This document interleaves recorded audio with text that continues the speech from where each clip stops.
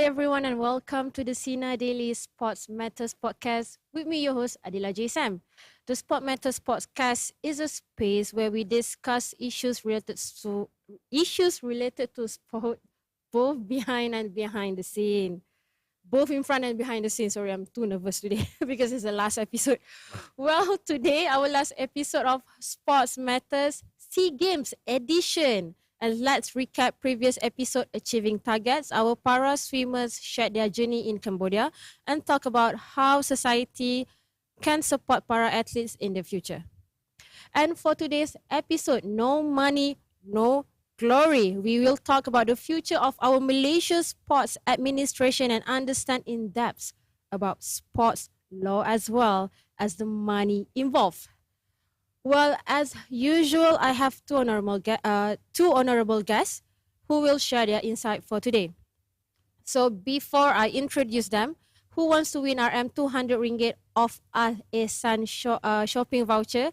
This is brought to you by our telco partner, Red One. All you need to do is to collect 3 keywords throughout this program and then drop all the 3 keywords at the comment box, okay? So all you have to do, wait for the keywords and I will be mentioning throughout the program. All right, without further ado, let's welcome our guest in the studio, Wabi Adam Adli, Deputy Youth and Sport Minister, and also Mr. Richard Wee, lawyer. Okay, how are you guys today? Good. Thank you for having us. I speak on behalf of Richard now. Yep, I agree. How are you? No, I'm fine, thank you. Like Thank you. how's your feelings? Because today is Monday. Okay. Is Monday it Monday? blues. Is it Monday? Today Oh. Monday, yeah. Okay. It's a busy. minister, have lost track Oh, of time. sorry, Yeah. sorry. Yeah, I thought it's Tuesday. So how are you feeling today? Good. Yeah, Overall. same here. I was actually looking forward for this interview, particularly because I'm meeting the two of you. Okay, thank you so much. Thank you so so much for being here. Also, before we get into today's topics, okay, let's do a quick icebreaker questions. This is a common question I will ask. Can you share a little bit about yourself, and then your hobby, and then also your favorite sports? Start with you, maybe. I was born in Penang. I grew up in KL. But I spent my raya mostly in Melaka and Penang, both. My parents from Melaka and Penang. Of course, now I'm the MP from Melaka. So I'll be spending most of my time in Melaka. My eldest child. I'm 34 this year. Blessed with two active boys. Okay, that's nice. Okay. How about your hobby and maybe your Hobby. favorite sports? I do enjoy reading and watching. Normally, I watch movies, but I do not have that much of time anymore to watch movies. So I replace it with streaming. stream some of the shows on online shows in between journeys normally. Sports. I played badminton when I was small. That's the only sport that we were not allowed, but we were encouraged by my parents. But I enjoy cycling as well. I do enjoy cycling now, and also badminton still.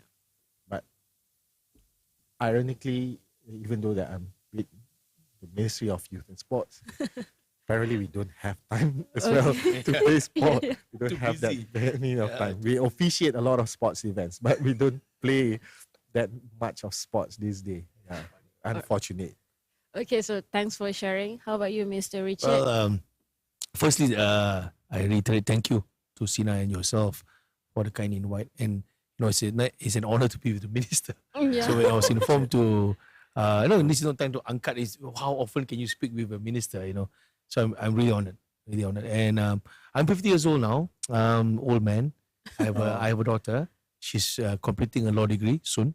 Yeah. So attending a graduation next month. Looking forward to attend that. I have a beautiful wife, very supportive lady. I most of the time whenever I have time, I actually watch a lot of sports. As you can see from my physique, I'm not a sports person.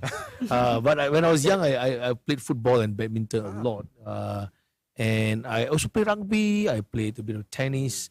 I've always loved sports. Cool. So about 10, 12 years ago, when the opportunity came for me as a lawyer to advise on sports matters, I took it with glee, and it was something I liked, and I've enjoyed doing the work since then.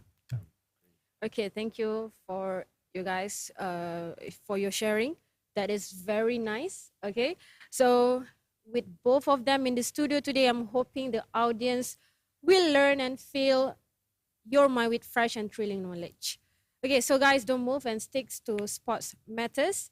Just a quick reminder for more updates, especially sports, make sure to visit www.sinardaily.my. Okay, back to the show.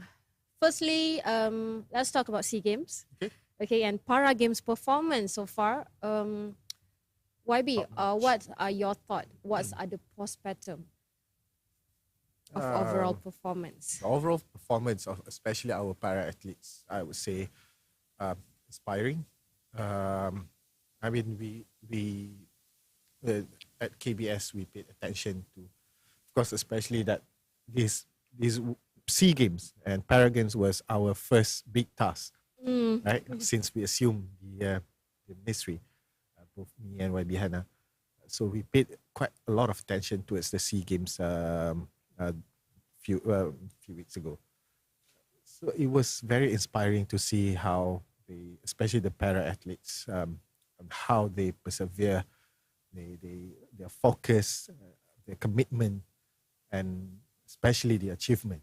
I believe that we have great talents out there, and we've discovered so many of them, and there are still many to be discovered out there. And this is where the government must play the important role of supporting, especially our NSAs, in discovering all these athletes, so that we will have a better, we will have a bigger pool of talents. We'll never be short of potential athletes to bring us more goals in the future, both able and disabled. So, like, do we have any plans to give them extra care and attention, especially for para athletes? This could be something that people, well, it's not a public, maybe it's not a public knowledge that actually, despite them being segregated into two different games, but the treatment are equal. We do not segregate them in terms of any financial aids, the supports they need, in terms of the sports sciences, medicines, MSN, the use of facilities. Of course, there are challenges faced differently by both able and disabled athletes, but from our, at least from the point of our responsibility, we have made it quite a point that we do not want to treat them differently.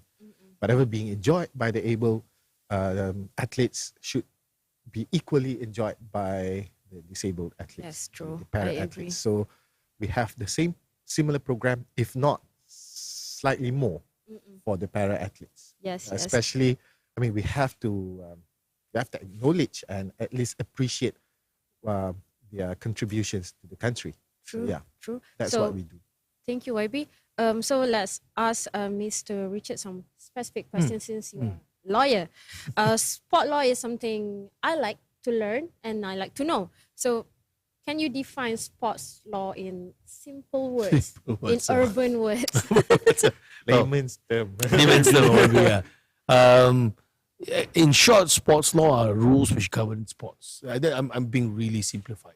But across the board for us who practice sports law, it's a very unique and glitch area. So we were dealing with, as I was sharing with YB just before we joined the discussion, it's actually, I would define it, the four alphabets: regulation, integrity, governance, and doping. RIGD. This is how I memorize it. And of course, in all four, there's dispute resolution. We'll come with that later. So regulation deals with the regulation on the field of play and off the field of play. Integrity is the issues of integrity on the field of play, match fixing, etc., etc., and integrity off the field of play where we deal with officials, etc., etc. Governance, G, deals with how sports work. It's an independent country, so per se, Contohnya macam FIFA, dia ada bola sepak FIFA, AFC, then we got AFF in Southeast Asia, and then FAM. So this is the governance. Okay. And this is independent from government. And the government cannot get involved in this, but the government can support foundation sports, children sports, underage sports. So that's where the government come in. But all sports associations around the world are independent. They are supposed to be free from government interference. There's a reason for that. So there's a hierarchy for Correct. And the fourth one is doping. So all these 4 areas is where usually sports lawyers around the globe, we will advise our clients. And sometimes we act as a mediator, advisor, corporate drafter, litigator. Sometimes just a friendly party to guide. Like in my case, I've been very honored. Sometimes I've been invited by the government to offer some ideas on certain sports dispute. So on pro bono basis, we offer ideas to our government to help them. So that's the kind of work we do. That's roughly lebih kurang what is sports law. So other than that, what are some legal challenge right now, especially in our Malaysia sports? In Malaysia, I think specifically for anti-doping, I think Adamas, who's of course been doing a fantastic job trying to educate athletes. I think you know them. Yeah. I think Puan Afzal now, Puan is now the leader. She's working very hard to lead Adamas. They need a particular punca kuasa, to support, and I know the ministry is working on that. Yep. To be fair, even the prior government are working on it, but as we know, there's not enough time to get this thing run. Then the other challenges in Malaysia will be the acceptance and the awareness. Banyak athlete, you were an athlete before. Many athletes, sports association, they don't look for lawyers first to deal with things. They try to solve it, and by the time they come to lawyers, sometimes things are quite bad already. Yeah. So, but that is the challenge: the awareness, the introduction, and then specifically will be like Adamas. I think they need help. We must support people like them. They're doing good job. So these are just examples I can give you. Yeah. Even from my understanding, athletes need to know the flow whenever happen, so that they don't go to the wrong person. Correct. To tell what's happening. Correct. Sorry, I forgot. To add one more thing is esports. Yeah, Esports is like now a full, it's like Wild West. So there's no particular regulation yet. We have a governing body, MESF. They're pushing certain regulation, but because things are so fluid, we still do not know siapa jaga, siapa kuasa. So that is a work in progress. That's another area. Esports, yeah. It's something big right now. Also be esport is also Yeah. sports that I enjoy. Yeah. what do you play, YB? I used to play Dota a bit lah. Play FPS type. Oh, I see. My So I zaman. play COD. Oh, COD. Play PUBG. Sorry to stuff say, like there's a that. common games. Like as for me, I play PlayStation, PS4, but I like UFC. Oh. I don't go in. Oh, dish. Yes, and It's a then mental sport. yeah, Tekken. I think like Yeah. all time Tekken, favorite. yeah, All time yeah. favorite. Okay, let's not go there. Okay, let's we always end up with esports. All right, so Alright. back to you. E-sport is another one. So back to you, YB. What are the future plan for Paris 2024? Since it's Right. this It's around October the is corner. Asian Games, right? Can consider it to be around the corner already. We are heading towards Asian Games soon. And most of the athletes who will be going to the Asian Games will also be going Yep. for the Olympic, compared to SEA Games where we would send out mostly juniors. 65% of the athletes that we send to Cambodia Yeah. were juniors, because we want to have those layers Exposure. and pelapis kan. But for Olympic 2024, I think the main conversation will always be about RTG. who will be RTG, Road to Gold, who bring home the first goal for Malaysia.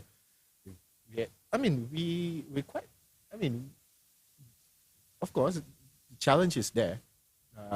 Always. It's been so many years because we almost always there. We almost always won so almost many gonna silver medal, yeah. and then silver medal. I mean, remember the Cycling. athletics, Yeah, track cycling. Track cycling is closest that we ever. It's just a minor. Things For doubles. me, it's Yeah, it minor. was strategy. It was because of strategy, nothing to do with the speed that Yeah. time. So it's like, Sayang. Azizul is right now, I believe, at his peak performance again. Yes. Considering that he's 35 now. So we are hoping so many others who bring home goal. He's our hero. Now we have RTG. So we have few Ziyong from badmintons and all. Of course, Zijia, who was discussed for few weeks. For the past few weeks, people have been questioning about going through a burnout. Zijia. Yeah, he's going through burnout, but let's give him some space. Yeah, we need to let's give him time. some space. He's doing what he could. He's done what been advised to him and all. He's getting his coach, and also I think we are preparing. I mean, the preparation for Olympic 2024 is ongoing. If we were to compare it to the way we prepared for SEA Games, then we can say that the efforts, we can multiply the efforts for our Olympic, and we hope that apart from more than dozens of athletes that we put some hopes on for the first goal, we can also give a lot more exposures to other sports. We also just recently brought in hockey as one of the potential Yes. for goal as well. But we cannot run away from this kind of conversation. When it comes to Olympic, Commonwealth, Asia Games, especially Olympic, of course, will always be about goal. So Yeah. let's focus on that. Of course, we can talk about sports development. We can talk about how are we going to expand our medal tallies and all. But let's try to focus on one goal, which is the first goal for Malaysia. And then I believe that it will, it will encourage more success stories from our contingents whenever we send them to Olympic. And it is an RTG will not stop only in Paris. It is an ongoing project. We Until try LA, kan, maybe. and until LA, because the plan is to prepare them not just for 2024 but also to plan them for LA 2028. Right? So it means like any athletes generally can show their best performance still, even they have to compete in be Asian at Games. least top 10. They brought home silver. Because why is it that we say they have to be it's an 8-year program, because It first 5. Every 5 years. Okay. Yeah. So- because first, we look into the list of the athletes that we basically listed in the RTG. Only few of them actually were seniors and have actually had basically they brought home medals from Olympic. And what will happen to the rest of them? Will they not going to be in RTG because they never brought home gold before, medals before, but they are right now climbing the rankings in their respective sports. So we have hopes that even if they will not be, even if they do not bring home gold this time, they will still be there and they can pursue the goal for the next Olympic Games. So that's how it works. Does RTG program applies to para athlete as well? Well, we provide similar. Para athletes different. They brought home gold. Okay, that's So the thing. Deep in goal, yeah. Yeah. They've already brought home. We can predict already, we like can Able already to predict, yeah. for this, especially for able Olympic. But of course, like I said earlier, we treat them equally. yes. Whatever being enjoyed by all of our athletes, and of course RTG they're special sikit lah. We have extra allocation for them. We try to make sure that whatever their needs are being met. There are special cases where we need to do that. Yes. It's not saying that the other athletes from our contingents are not important or basically will not be getting enough treatment, but they get enough from our already ongoing MSN program. But at least for RTG, we give them a bit extra. All right. Because people like Zija, Aziz, Pandelelai, or RTG is there so that they do not have to worry about other things. They can focus on their training. They can focus on their mission. Yes, true. Right. Thank you, YB, for the clarification. Sorry, that took Yeah, quite it's a while. okay. Take your time Right. because we have a lot of things to discuss. By the way, we have heard a little bit about their experience and introduction of a block one. Okay, before we take a short break, I will announce the winner for the Aeon Big contest, Malaysian Heroes favorite. Okay, let's focus on the screen. We have 3 winner. Congratulations, winners. Halim Wahid, Marliana Baharin dan and Muhammad Hafiz Zori. Congratulations. Malaysia boleh. Congrats. All right, Congrats. commercial break. We will be come back after this with this honorable guest. Take 5.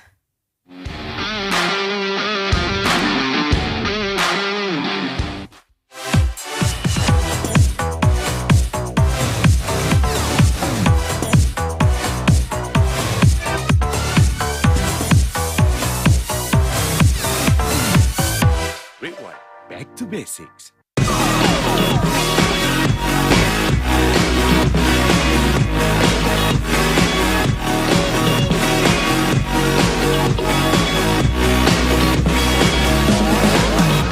Rewind. Back to basics.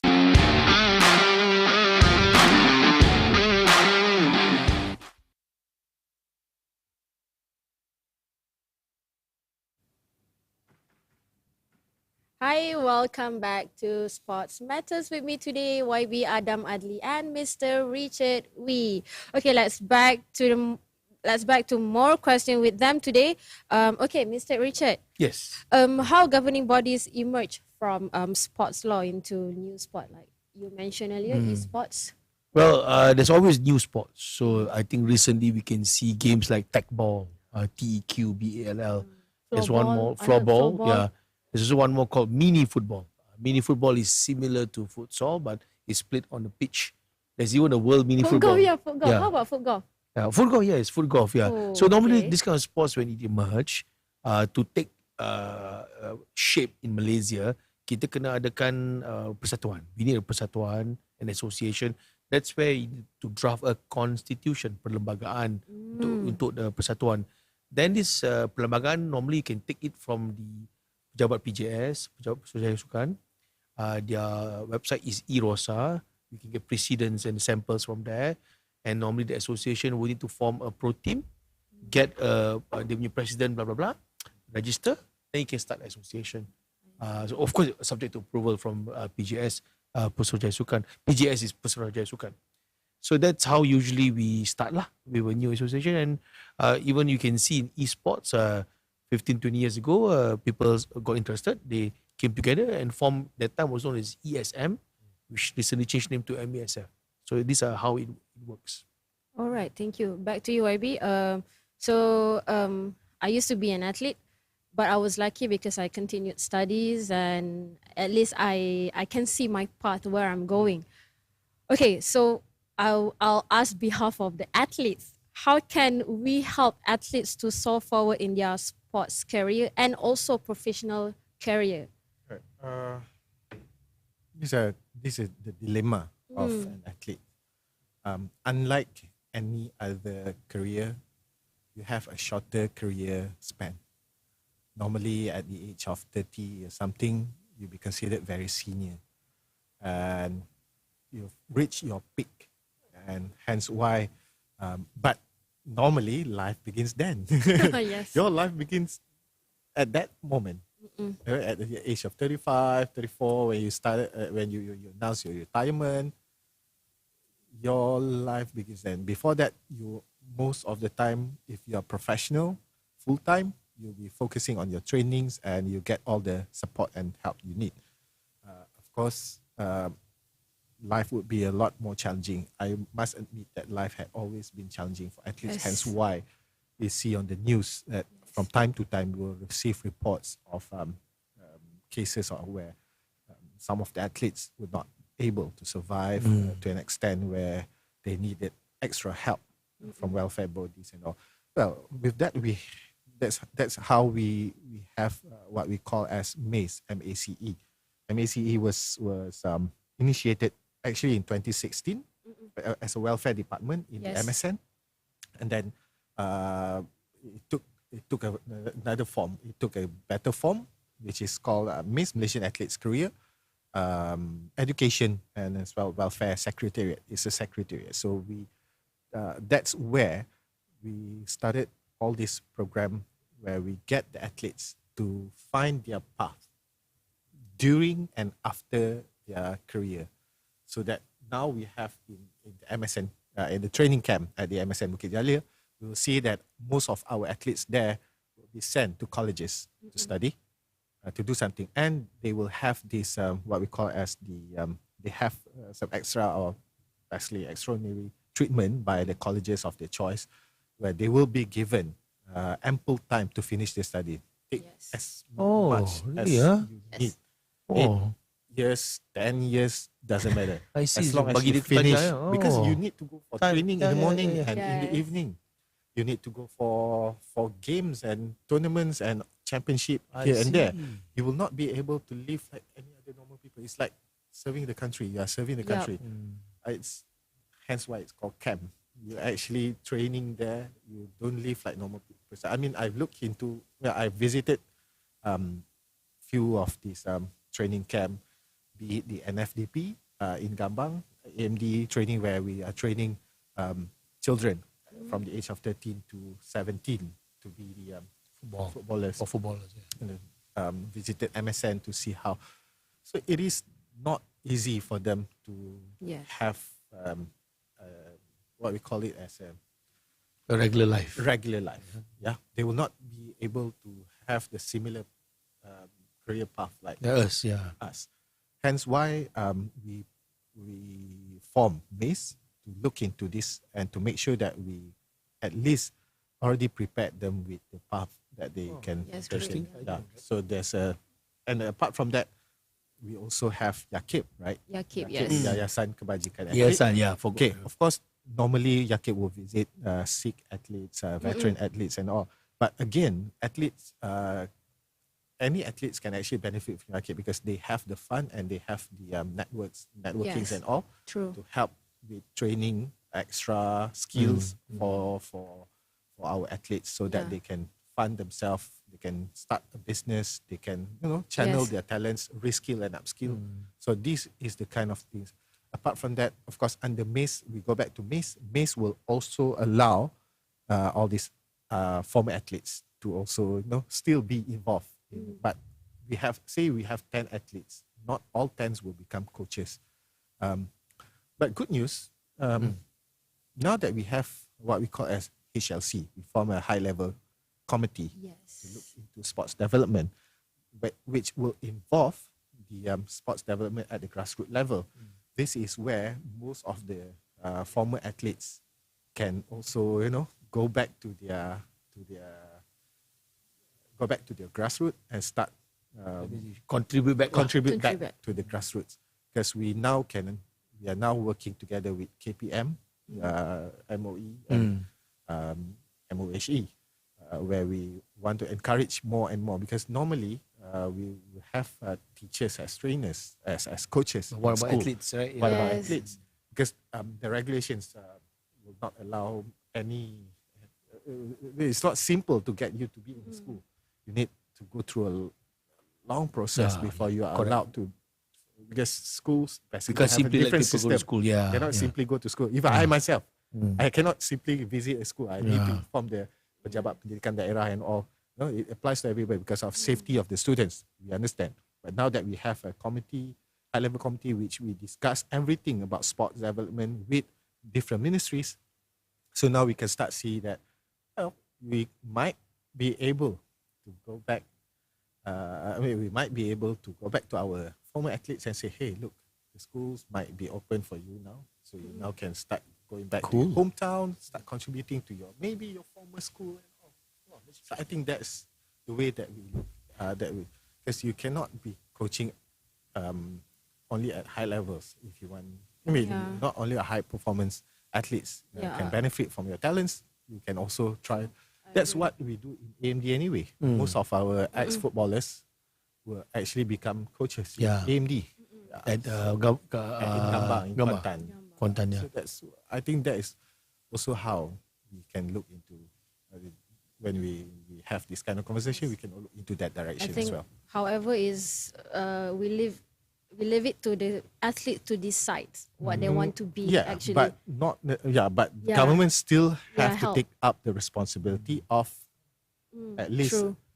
provide the platform. Yeah. As you mentioned just now, is dilemma. I think some of the athlete doesn't know how to connect or maybe to contact with Miss, because what happened through my time, I got lucky. I got continuous ID also by the Miss, and then Ah. yes, but that was back then 2014 where we have the MOU Yeah. with the universities yeah. like as UKM, UPM, Yes. UM, and then yes, they gave athletes some period of time to finish the Flexi study. lah, Yeah, flexible. flexible time, and then just do whatever as long as you finish your degree.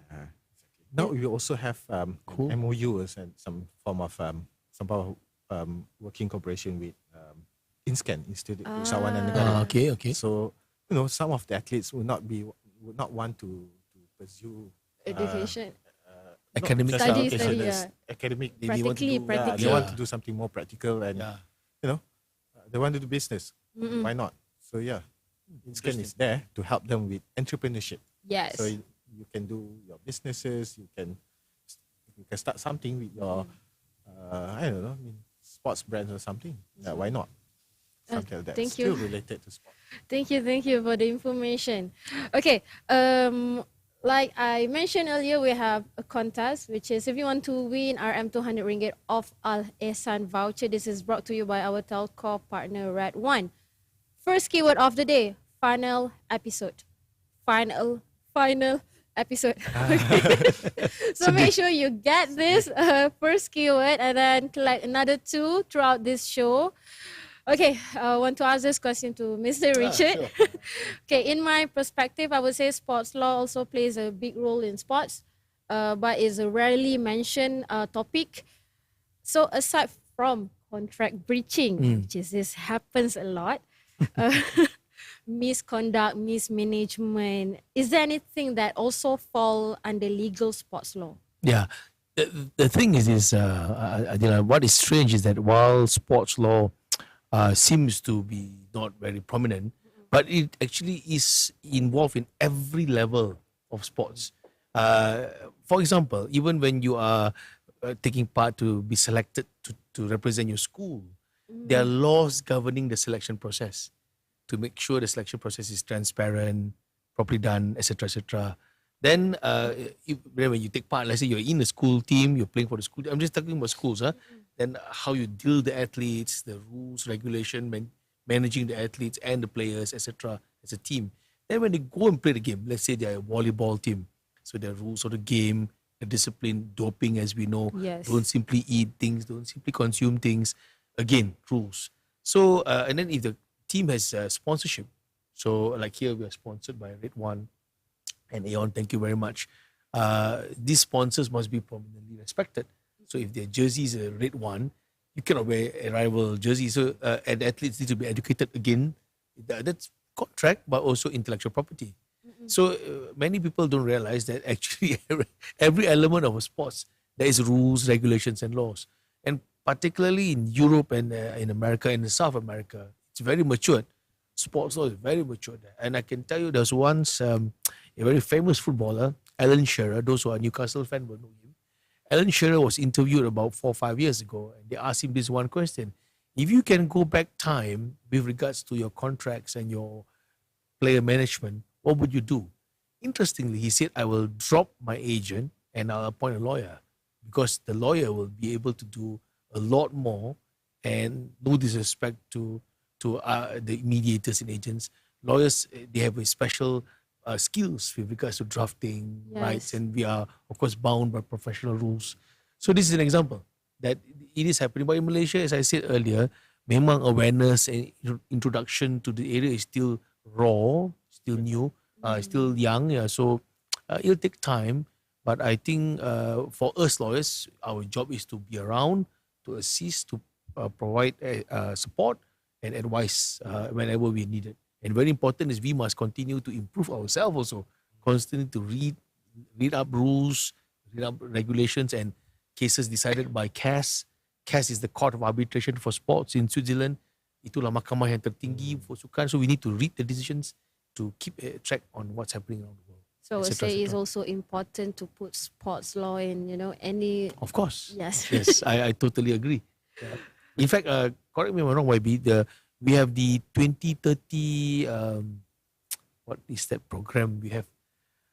Oh my God. Is it VC Sukan? VC Negara? Sukan. VSN. See, this is probably 50 years old, I forgot. Sukan 2030. Yeah, in Uh. fact, YB, VSN 2030, I think under Dato Rizal, he agreed to insert professionalism into VSN. I'm proud to say that I was the one who proposed to them because that professionalism is not just about athletic professionalism. I'm referring to management, accountant, doping, science, medicine, lawyers coming in to support. So it's a whole ecosystem. And there's a reason why countries like the States, Europe, Australia, down south, very organized and the athletes are very successful. Also because, if I may, that's also because sports, multi-billion industry. Oh, yeah. Compared to us here, We're where still it's still emerging. It's an emerging market, but still not yet there. We're still, we are still depending a lot on sponsorships, Yes. government's grant to, to Agreed. even organize community level sports competition or sports event. Whereas In America, for example, sports Is funds the government. yeah, of course, makes money by itself. Yeah, So automatically, all the elements that Richard just said would come into place. yeah, all taken care of. Yeah, Professionalism would be there because there are money in there, there are funds in there. You need people to manage all of this. But that would be the boom of the sports industry. Thanks to the TV in the 60s, 70s. That's when it started in the commercialization oh, sports. of sports. Yeah, Baseball used to be very popular, but then it was taken over by football because football seems to be generating more viewers in TV. So that's what happened, and then they reach. So we need to do more yeah. on that for our local sports. Okay, so this is a little bit different. Racism. Oh, Okay, racism. Okay, this is Oh. something I heard from my athlete friend throughout. At the time when I being athlete, because I have multiracial friends. So racism for me is still happening. So do you believe racism in sport like still happening around us? Like you've been in Cambodia, so can you share your experience there? I'm not sure how to respond to that when it comes to experience in Cambodia. I believe what happened in Cambodia, if we were to refer to the complaints made by a lot of other countries when it comes to the selection of athletes by few countries, including the host country at that time, well, not so much on that. Is not on the that is not. I don't see it in that perspective. It's not about racism. It's more on the it's like that's like cutting corners. Okay. You cannot be having imported naturalization players to make sure that you bring. It's like almost like this. I don't want to touch on this, but the criticism back then was like, we are not playing against Singapore. We're not playing against Cambodia. We're not playing against this country, Philippines, and all. We're playing against Sweden and America because they have naturalized players. That was the case Naturalized in players. Cambodia. That was the criticism in Cambodia. But let's not dwell into that. I think racism in sports can be looked into. This is one of many public complaints that I would normally receive that can be seen as the problem of under this topic of racism in sports. They would go on and complain why certain sport will only be played by certain people. Kenapa Okay. badminton only this? Kenapa Yeah. running only this? Kenapa football only this? I'm not sure how do we respond to this because the fan base are basically everybody. We call it netizen. But okay, one, if it's kalau deliberate lah, if it's deliberately done, then it's wrong, of course. But we know that there's no way technically husnuzon lah kan. I would say that it's difficult for you to do that kind of purposely to do. Okay, this sport can only be played by this and that because cannot say take running for example, take sprint for example. Yes. They have one race. Okay, say lah, I'm just gonna being blunt. Say take one Malay guy, Chinese guy, and Indian guy to race together, to run together, and then they say one of them got 9 and then another got 10. Of course, you will choose 9. You will not choose based on their race. Yeah. So it's quite difficult actually if people were to say or to assume that it's simply based on race. Maybe on different element of it. Maybe the management of sports associations, the representation of the committees and all, but not on athletes. I never see it as the sport should be colorblind, and sports in Malaysia especially is a unifying factor for most of us. We cheer equally whenever negaraku wins. So don't define sports by I would color. not look at it. But yeah, of course, we do know that sometimes we see cases where racism becomes a subject matter in a certain case. We don't want that. Yes. We don't want that. All right. Maybe Richard has different views on Well, this. you know why I can't speak as a lawyer because it's not a legal topic.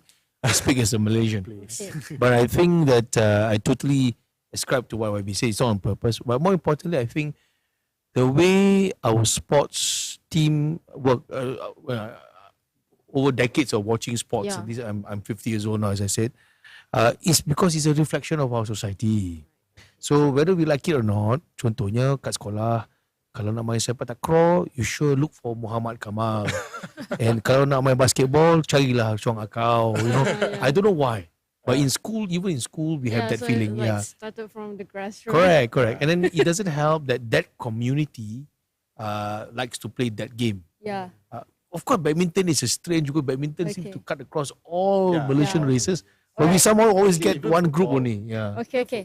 Mr. You and Richard, football, yeah. can we keep that? We're gonna take another commercial break Can. because I'm gonna relate with another interesting issue with Yeah. that.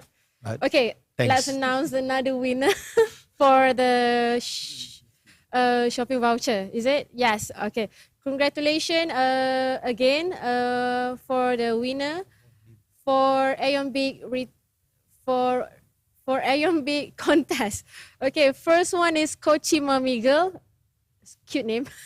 Second, Raina Fakiha, and third is Haris Hazmi. Congratulations.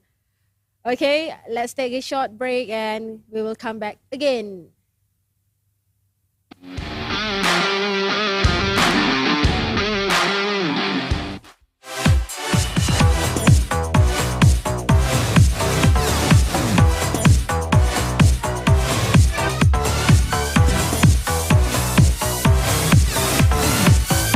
Rewind. Back to basics.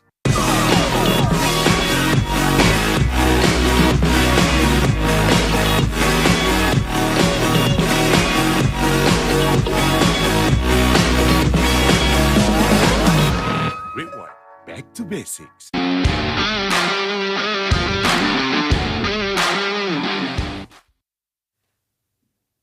Hi, welcome back to Sport Matters. No money, no glory, but just now we talk about sport racism. Okay, let me get a better view with Mr. Richard about sport racism you mentioned just now.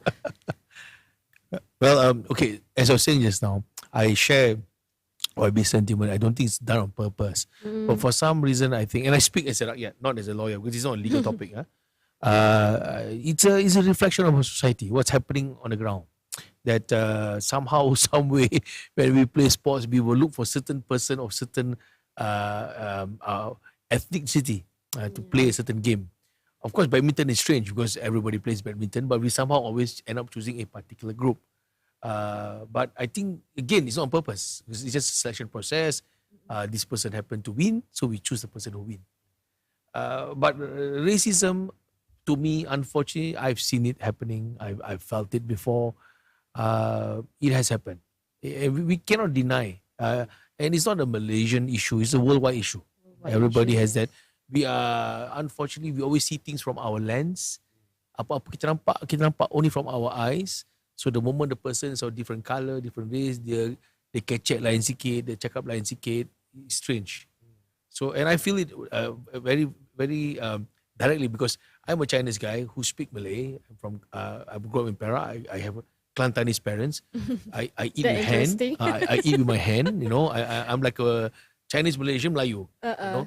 So I don't feel Chinese when I hang out with my Malay friends. I don't feel Malay when I hang out with Chinese. It's a Malaysian thing. But I can feel it. They're Pochino, they're Melayu. So how long this is going on, I don't know. Yeah. But unfortunately, it does fall into spots. But when it comes to the athlete, on the other hand, I feel most of the time the national athletes, what I've seen, observed, the best of the best will represent. It doesn't matter what race or what background you are. If you're good, you're good. Because if you're lousy, you'll be found out. Very senang je. Kalau contohnya kita pilih dia sebab dia one particular race, kota kan. You put that fella in, kalah. The whole country will attack. Back you. So so that's why I think that's kutik buat Malaysian. Oh, you're lousy. Apa ni? How can is this? Then they remove you. So that's why I don't think I totally agree with YB. It's not a conscious effort to choose one race, but it's a reflection of what's maybe happening. the foundation of it. Like what happened in school, how the selection. It happened in school. For example, the best Natural. sepak takraw player cannot be Chinese and Indian boys because the Malay boys play very good. Because they They play, play at all the home. time. They play at home, yeah. They play all the time. So kalau budak India, China, Iban, Kadazan main, let them play all the time. Then we will know who's really good. Now badminton, yes, badminton is the closest one. Football, one more. Everybody plays. So you end up choosing the best. Yeah, you end up choosing the best. So we see how lah. Hope, but anybody out there listen, please stop racism. Yeah. Yeah. But it's a global issue. Global Racism issue. exists Unfortunately, it's a in global sports. issue. It's Yeah. not denying it. It's a global issue being handled, ongoing campaigns every year. There will always be. Malaysian context is one, then global context is different. So yeah. You've been fighting it all the while. Your political career, you've been pushing against this one. Yeah. So joke aside, because you mentioned you joined cycling. Nah, Okay, not like sure with cycling. your group, have you heard about terms bike races? I didn't cycle in groups. Oh, you cycle. I cycle Kau with dah such a staff, phrase. Yeah, bike races because races. You because know. your bike is cheap. Ah, Something like that. Oh, ya ke? You want to say bike is cheap? My bike is the cheapest. Oh, then my bike is the cheapest one. My bike is the cheapest then. I built my own bike, you know. But they From don't mention scratch. directly. It's just Yeah. like give a look. I see. Okay, no cycle with him. Stella, they get the Stella. Stella. Oh my Okay, god. don't cycle. Okay. Yeah, you know how expensive it. You know, bike Can be just very say expensive. bike just say like Yeah. 500 I right want to now. cycle. I remember I bought, funny story, I bought a frame from a Japanese used store. Cost me 200 ringgit something. Okay, and and then then- bought group set from Chinese local bicycle store in Penang. Then you build up lah. Then I built Build up. from my own garage and charged Is it a sendiri racer and all. or a mountain? It's a road bike. You road bike like road But bike. I turn it into a commuter punya lah. Then cycle lah orang Different passion. kampung. Macam tu. Yeah. Yeah, not the Pinarello ke. Yeah. I don't have that money. Okay, let's pull them back into today's topic. Okay. This question is for both of you. In any sport organization, there are always the key issues, and among them is bribery and abuse of power. Okay, Another one more topic. Yeah. bribery can happen to anyone, including athletes. How do we control this matter? Where should athletes go to report this? PDRM and MECC. PDRM. PDRM and Okay, MECC. okay. So, like, what's the example of bribery that you can Start first, highlight? You are the minister. Start first. Susah. Tolak, I don't want to It's a big issue. it's a big yeah, issue. Sometimes generalization. it can be unfair. to comment too much on this. I believe that nobody wants corruption in sports, but from time to time, sometimes we will Can we go through it? hear news on it, reported and all. Yeah lah, match fixing, stuff like that. To support YB, the match fixing, we must not talk about what's happening. We don't know, right? Not fair. But unfortunately, it's happened before. Ada case mahkamah, the players are being charged for match fixing or that. So we are referring to that kind of incident. It's happened before. To stop, YB is right. You stop, go through MBCC. Also awareness program. This is where sports law integrity is issue. Many of you may not know, but for example, associations like AFC, even FAM, they have an integrity department. Yeah. They keep an eye, and as you know, government or agency semua ada bagi integrity. So similar. I think that's important. It's important. And also for games like, for example, football, which is, people always accuse the players of fixing matches. Yeah. But you have to see the player carefully. You look at the data. Don't just simply accuse. Sometimes the player is having off day. And then it just happened. The team lost. Correct. History. Correct. That's what happened. The 90s yang kena. The 90s was bad. Of course, basically our football affected our football scene. development. Okay, That so time. so that is bribery. How about like abuse of power? Let's say if the athlete thinks off field, something with the mismanagement or misconduct, is that can lead to abuse of power? Okay, I help YB first. This one for sports law matters. We have in Malaysia. I think if the association, this is the association because it's officials, right? You can complain to internally first within the constitution of the association. Yep. Then after that, you can bring it up to PJS. Then of course, there's always going to the ministry under the Sports Development Act. There is process to go to the ministry. But a bit tough lah because the minister can only do so much and they are not involved in the association. Not allowed. A lot of not involved. flow. Someone cannot get involved. Yeah. So then the next best thing is to go for election and vote the officials out. That's one. If it's really very bad abuse, then we advise our clients lodge a police report. But that's like the last one lah, the nuclear bomb. I agree it's not easy to deal with abusive officials or even abusive fellow athletes. Not easy. A lot of discussions, chit chat, talk to get things done. But it has to be done that way. Like there's no mechanism. Oh, kalau dia abusive kita pergi ke kawai ABC 1 2 3. Tak ada. There is no such thing. But that is what I propose, which is internally complain, bring it up to PGS. They can look at ways. 3, maybe go for election, vote the officials out. 4, go to police. Or maybe number 5, go to minister. Most sports associations in Malaysia sign a pledge, IBR, Ikrar Bebas Rasuah. So, and then we also, and most recently, we have the Safe Sports Code, Code Sukan Selamat, which also includes all these elements of abuse of power, harassment, and all stuff that leads to bigger corruption. So we have this in place as the mechanism to make sure and maintain the integrity of our sport associations, to ensure the safety of our athletes and all. So, and not just most, I think all of the sports associations, because we actually had a huge ceremonies to sign. We invited all the main sports associations and sports federations to sign together. FAM was there, MOM was there, BAM was there, everybody was there, National Hockey Federation and everybody. So we know that there's an understanding, there's a mutual understanding between NSAs and government that this is matters that we need to look into. How do we make sure that our sports environment more conducive, safer, and basically we can see a positive lah for everyone, including especially the athletes. But other than that, we from time to time we have to study what's going on.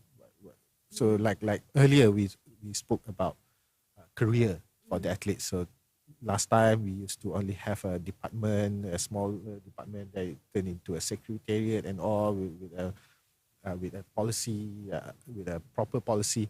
So the similar things. Of course, after a case after case, we'll then realize that okay, we may need to do something. At the moment we look into it, we can say that everybody is doing their part to make sure that the integrity of our sports intact.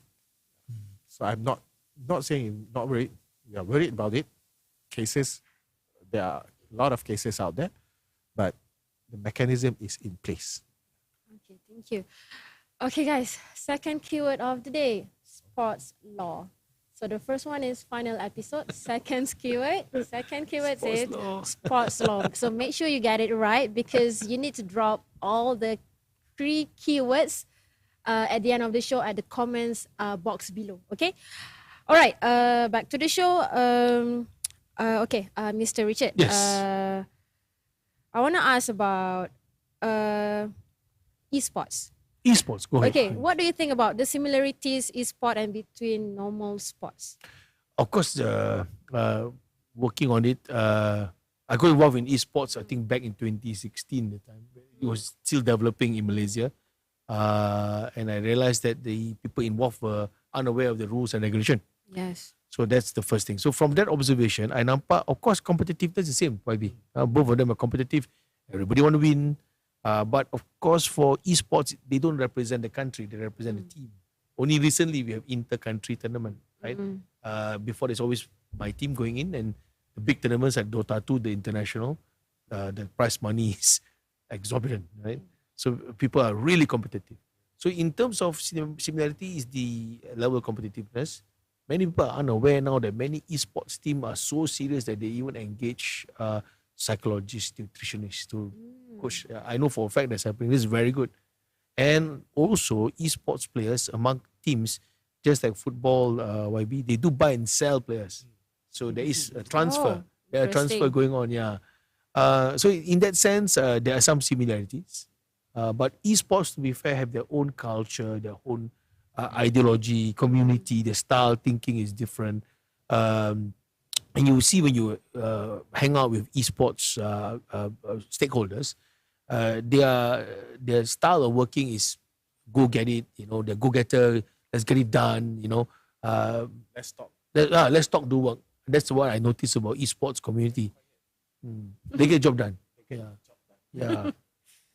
Okay, so circling back, you mentioned about doping. So right now we have 2 parts of understanding, which is doping in sports and doping in esports. So what kind of doping in esports? I think you may be referring to my article. Yes. So for doping esports, actually what we meant is e-doping. E-doping. E-doping is, YB, is about no, not really. I have to correct you there.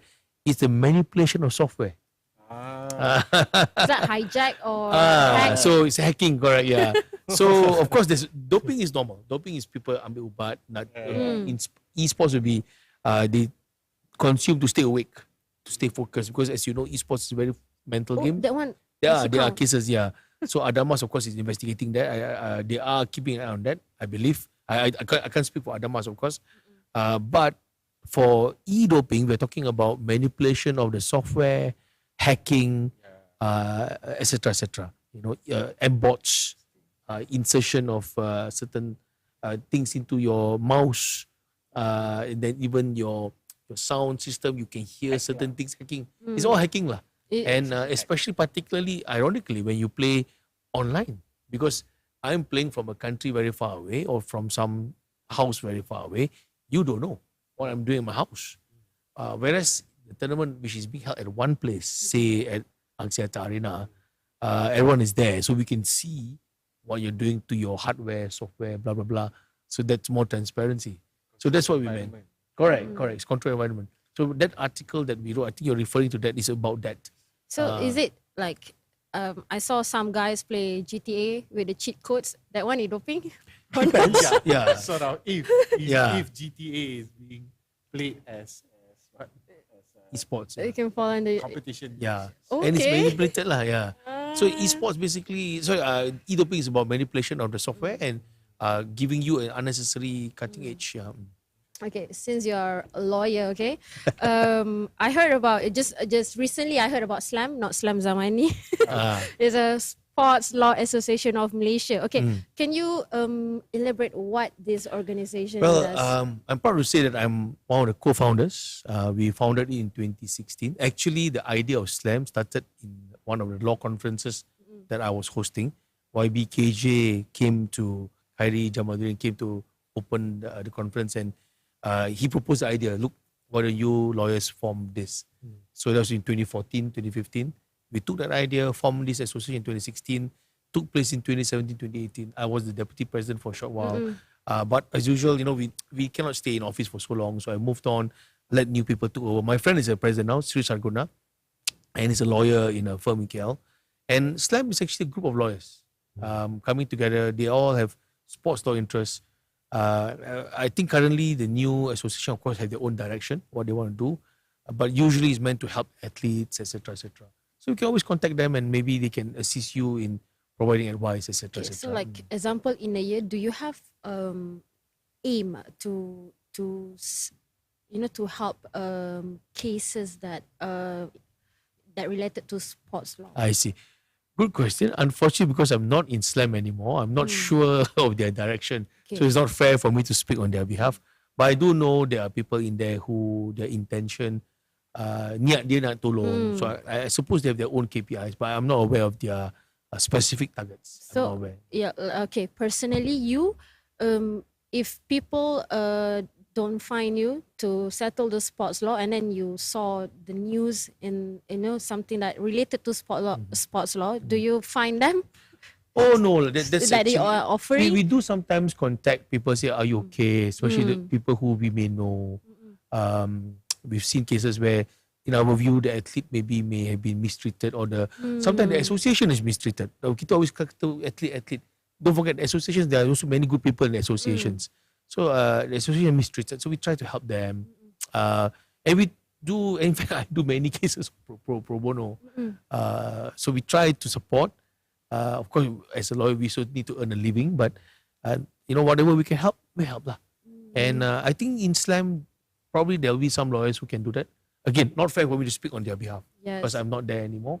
But for me personally, kalau ada peluang, tolong, Yeah. I tolong. Thank That's you my so style. much. Yeah. Thank you. Okay. By the way, our retail partner Ayam Big together with Sinar Daily have a contest for you. It's called Malaysian Heroes Favorites. So, I will ask their favorite menu or maybe meal, so they can share. Okay. All right. What's your favorite meal? Or maybe As in how? like you're from Penang. Ah. Nasi kandar. Okay. No. Example. Okay. Example. My favorite meal. Uh-uh. I've said this so many times to my friends. If something ever happened to me, you say I'm only being allowed to choose one menu my whole life. I So would serious. say, yeah. Sometimes we do that. Yeah, we go to lockup like Lockup, jail. yeah. Last time. So I say, if I were to stay in the lockup or jail forever, I will, and I'm giving the right to choose a food. I would say my meal would be nasi putih separuh with beef soup daging. That's it. Very simple. Like Kelantan style or Every style Okay, is every fine. style, any Indian style. style is fine. Kelantanese style, I just had one. Pak Mat. Anywhere lah. Penang style, Utara punya style, semua okay. Okay, thank you. How about you? Oh, it's just hard to choose Yeah, because I yeah. love to eat. Yeah. Yes, you're But foodie. Food can is see from my always shape, it's so easy to maintain I'm a the shape. foodie as well, Yeah. don't worry. But I really like roti canai. Oh. I'm a roti canai guy. Of course, I know it's cliche, but we all like nasi lemak. Who doesn't like? Nasi lemak. I also like my fair share of wonton mees, the Chinese dishes, soups and all that. But if I let's say if I leave Malaysia for a long time and I come back for holidays, the first thing I would normally do is go roti canai first. Roti canai. Yeah, that's just my personal favorite lah. Yeah. Right. Very That's nice. difficult to answer this kind of question. Yeah, Yeah, you're because it's Malaysian. food. You're Semua Malaysian. sedap lah YB. Yeah, How Malaysian can Cannot is say? foodie. simply say I like this. One only, in fact, I got a lot more. Char kway teow, bir rebus Johor. So you don't go like Chinese food? I'm okay, yeah. Okay. In fact, my favorite rice is nasi dagang. Oh. So I love nasi dagang with, as I mentioned, with pudu, Yeah. And then Like recently, I started to fall in love with Sichuan Chinese style Ah, cooking okay, because that's- it's the spice Spice. and the Very spicy, spiciness is yeah. different than Malay Yeah. spiciness. So not so yeah, chili merah. Yeah, Very dummy. yeah. You guys should Sedap try, gila. especially in vegetarian cook. Yeah. It's Salah. clean. Clean, yeah. Clean. I know what you Yeah, mean, yeah. separate program for Yeah. We can do one instead of There's no sport such matter, thing put a as- food matters. We Yeah, can food come, yeah. matters. There's no With such thing as sports. one question only for food. Yeah. Yeah. Okay. We almost at the end of the show, by the way, guys. Let's wrap it up of today. Okay. Last. Okay. Final words. Your message to the athletes that will be competing in Asian Games in October. I know it's too early, but Yep. yeah, why not? All the best. Do your best. And I love a quote by Malaysian what we call this special Olympian. They are not they are different from the Paralympics. Special Olympics. Special Olympics. Yeah, issues of Intellectual. Let me use there's them. ongoing now. Is it the YB or dah It's habis dah? ongoing in Berlin. Ongoing. Supposed to go there, but didn't get the chance. What's the quote again? Berlin, right? Let me win, Ah. but if I cannot win, let me be brave in the attempt. So yeah, be brave, and thank you for I like for all the sacrifices that the athletes has made for the country.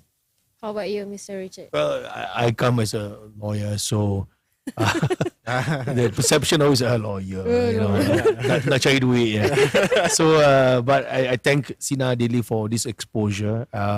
I encourage any Malaysian out there yang berminat nak jadi peguam, work hard, study hard.